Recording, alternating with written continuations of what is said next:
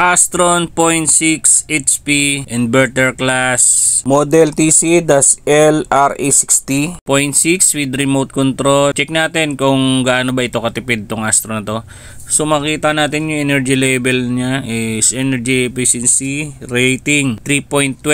So 1 star na siya. At then kung makikita natin inverter 2 pesos and 48 centavos per hour. At bakit siya inverter class? Bakit siya matipid? Dahil ito yung naka R32 yung refrigerant niya. Ibig sabihin pang inverter po ang refrigerant niya, kaya siya tinawag na inverter class. So kumbaga advanced technology na siya compare dun sa mga non-inverter, is parang R134A pa rin yung gamit. So sa kanya R32 na yung refrigerant niya. 0.6 HP ang kaya niya palamigin na room capacity is 10 to 12 square meter. Yun, kayang-kaya niya na yun, pasok na siya.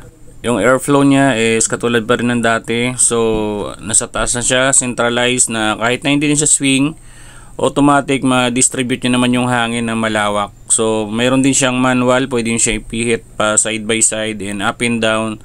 So dalawa yan, mamimili lang kayo dyan kung saan nyo itutok yung hangin. Parang hinalin tulad nila ito sa split type para mas centralize yung buga ng hangin at mabilis siya makalamig. At pupunta na tayo sa panel. So left side, ito yung makikita mo yung fan speed. So high, medium, low, and auto speed. Then right side mode. So ito yung cold, dry, and fan auto mode. So pinakamalamig dyan, pindutin nyo yung cold. Then sa bandang gitna, temperature, makikita natin up and down. So ang pinakamalamig dyan is number 16. Pag sobrang lamig din sa 16, pwede nyo siya ibalik sa 25 para mas mabilis siya mag-automatic. So timer, makikita naman yung timer nya in sleep, filter, eco. At yung sa pinakababa is yung power nya. At yun, pupunta na tayo sa size nya. Yung taas nya po is 12 inches. And then yung lapad nya is 16 inches. And front to back, para sa kailangan pa yung harap papunta sa likod, yung sukat nya po is 15 inches.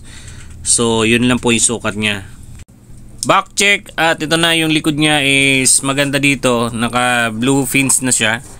So anti-rust stain na yan. Naka-coat na siya ng blue. Then sa likuran nya mayroon ditong nakalagay na Astron. So yan, nakalagay dyan yung tatak na Astron. Then ito naman yung kanyang drip, or ito yung tuluan ng tubig. Pag once na tinanggal nyo yung rubber na yan, pwedeng tumulo yung tubig dyan. Sa mga iba naman, ayaw kasi nila yung tumutulo, or mas gusto nila yung less yung natutulo o konti lang yung tubig. So pwede naman yan, pero yung tubig niyan maiipon sa loob, itatapon siya ng fan doon sa fins niya. So paulit-ulit lang yan. So advice ko pa rin, mas maganda pa rin tanggalin yung goma na yan or yung rubber na yan para mas makatulo yung tubig, at the same time safe sa mga kalawang dahil hindi siya ma-stuck yung tubig sa loob ng unit. So yun. Side specs. So ito nakalagay yung specs niya. So yan yung mga current niya nakalagay dyan sa side na yan, at assemble ng China. Then dito na rin yung iba siguro niyan, nasa warehouse na kasi nasa G8 marketing na sa Quezon City yung assemble ng ibang unit. So dito na kasi sa Quezon City ito ngayon, tong Astron na to. So parang Philippines na rin siya, pero ibang parts siguro doon na assemble sa China. So halos naman lahat ngayon is assemble ng China dahil mura nga doon yung pagpagawa. Remote control. So ito yon, yung button niya sa gitna is on and off.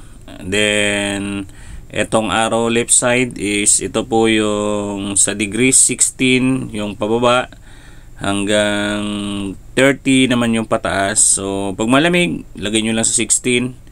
Then kung malamig na masyado, pwede nyo na iangat 25, mga ganun, para mas mabilis siya mag-automatic. So ito ay mode na sa kanan, timer, fan, swing. Yung sa gitna po ay wala po itong swing. Sa mga nagtatanong bakit may swing, hindi ba siya nagsiswing, wala na siyang swing kasi nga centralized na po ito. So ito naka-design to siguro nung araw na nasa side pa yung old model ni Astron, itong swing na to. So doon na yun naka-design. Pero ngayon kasi mga bago na kasi yung labas ni Astron.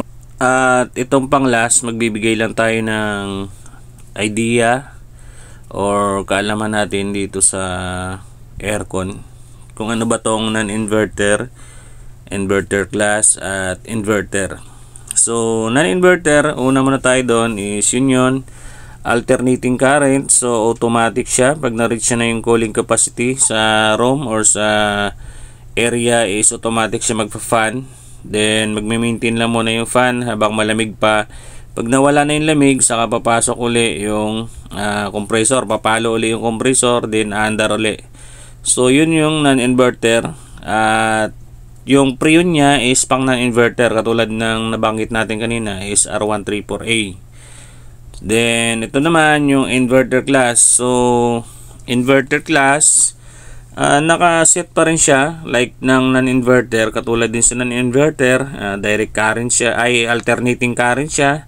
Ibig sabihin, pag na-reach siya na yung cooling capacity, automatic siyang mag-stop yung compressor at mag-fan na lang siya. At pag nawala na uli yung lamig, saka po siya papasok uli yung compressor, andar uli. Then ganoon, paulit-ulit lang po yun. At itong inverter class, kaya siya tinawag na inverter class, isa to sa ginawa nila na inverter class kasi itong refrigerant na gamit nitong Astro na to is pang inverter po yung refrigerant niya. Kaya siya tumipid dahil R32 na yung refrigerant niya at pang inverter po itong yung refrigerant na to. So siguro dyan siya nakakuha ng tipid.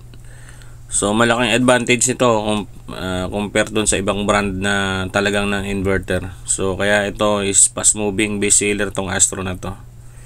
So sa mga mayroong sa mga mayroong unit na nito, paki-comment na lang din po sa baba kung kamusta ba, kung tama ba itong 2.48 per hour, para ma-check din ng mga gustong bumili. At yung inverter naman po is direct current po siya. So ibig sabihin, hindi na po namamatay yung compressor. Once na in-on nyo na po is dire-diretso na. So sa una, magbubugas siya hanggat sa ma-reach na yung cooling capacity. Pag nakuha niya na yung cooling capacity, magbabawas yung kanyang flow ng lamig. I-maintain niya na lang yon kung ano yung nakaset doon sa area. So hanggang sa konti-unti na lang at sobrang tipid na siya. Wala na siyang patayan, so diretso lang, pero pahina na ng pahina yung compressor nun, kaya sobrang tipid na talaga yung inverter. So yun, ina-advise naman yun sa mga commercial na mga ROM. So kung gumagamit kayo ng mag 12 to 24 hours, mas pabor yung inverter talaga. So malaking tipid nyo dun sa inverter. Pero since ito natapat naman tong 0.6, wala namang inverter na 0.6. At sa mga hindi pa nakakaalam, ang inverter po is nag-i-start po sa 1 HP.